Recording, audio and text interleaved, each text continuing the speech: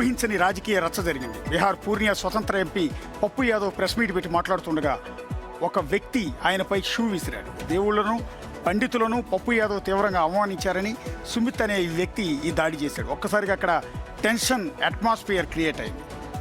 Scene of set లో ఏం జరుగుతుందో తెలుసుకునే లోపే పప్పు యాదవ్ అనుచరులు అలర్ట్ అయి దాడి చేసిన సుమిత్ ని పట్టుకుని కొట్టారు. సమాచారం అందుకున్న పోలీసులు వెంటనే స్పాట్ కి చేరుకుని సుమిత్ తో పాటు అతనికి హెల్ప్ చేయడానికి వచ్చిన అతని ఫ్రెండ్ హ్యాపీని కూడా అదుపులోకి తీసుకున్నారు. ఈ ఇన్సిడెంట్ వెనక చాలా పెద్ద కుట్రే ఉందని పప్పు యాదవ్ ఆరోపిస్తున్నారు. తనని చంపడానికి ఆ వ్యక్తి కత్తితో వచ్చాడని ఫైర్ అయ్యారు. రామమందిర విరాళాల కలెక్షన్లలో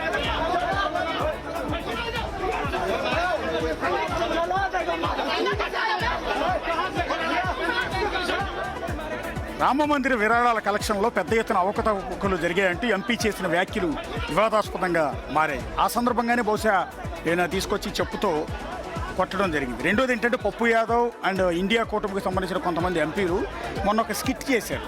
అయోధ్య రామాలయ విరాళాలు మాయం చేస్తున్నారు అని.